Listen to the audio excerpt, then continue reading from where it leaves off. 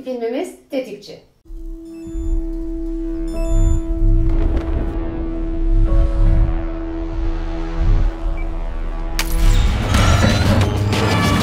Stick to your plan.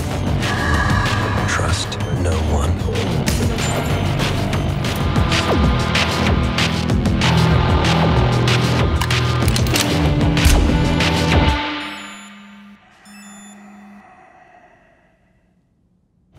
Stick to the plan. Forbid empathy. Stick to the plan. Anticipate. Don't improvise. This is what it takes if you want to succeed. Simple. Maliyeti 452,2 milyon dolara filmin hasılatı bile paylaşılmamış. O kadar ki ne izledim denecek bir film.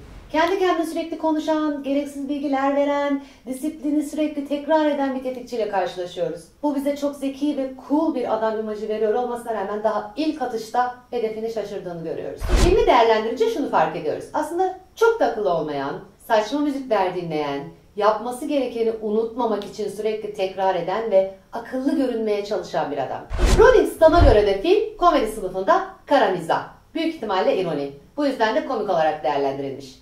Filmde tetikçinin kullandığı bütün sahte isimler de Amerikan sitcomlarındaki oyuncuların isimleriymiş. Çok titizlikle hazırlandığını söylesem bile hedefi beklerken ortalama 5 gün yaşadığın yerde illaki saç düşürmüş olmalısın. Yani bir tetikçi olarak geride DNA bırakmışsın.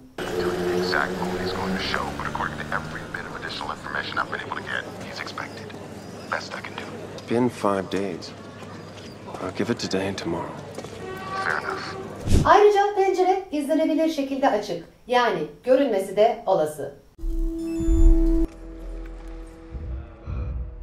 Müziği dikkatini toplamak için iyi bir araç olduğunu söyleyerek kulaklıkları takıyor. Biz bunun aksine içeriye daha önce girildiği için müzik dinlerken olası bir gireni fark edemeyeceğini düşünüyoruz.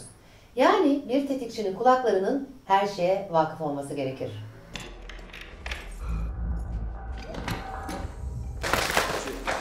I find music a useful distraction, a focus tool. Keeps the inner voice from wandering. Uzun namlu silahla dürbüne bakarken tek gözünü kapatmalısın. Aksi takdirde göremezsin.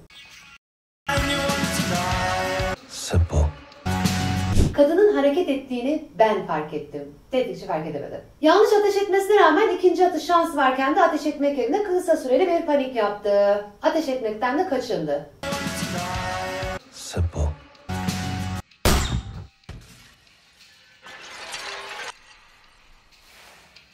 Fuck. Orada kuruyup kalıplaşmış sadece 2 ayakkabı izi var. Ama bir sürü sigara içilmiş. Yani adam bir pozisyon almış, o pozisyonda hiç kıpırdamamış, bütün sigaraları içmiş, ondan sonra zıplayarak gitmiş.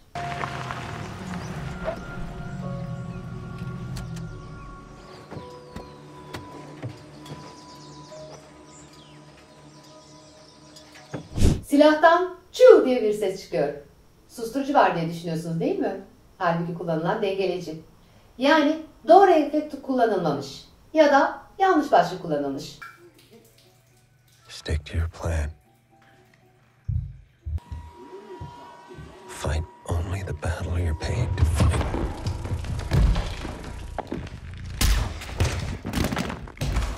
Film burada sona eriyor. Film bir tetikçinin nesini anlatıyor bilmiyoruz. Ama filmin bir yarısı karısına dokunulmasının öcünün alınması, bir yarısı ise kendini överken her şeyi eline yüzüne bulaştıran bir tetikçiyi anlatıyor. The need to feel secure. It's a slippery slope.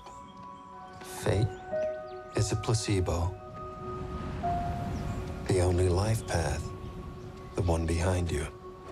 If, in the brief time we're all given, you can't accept this, well, maybe you're not one of the few. Maybe you're just like me. One of the many.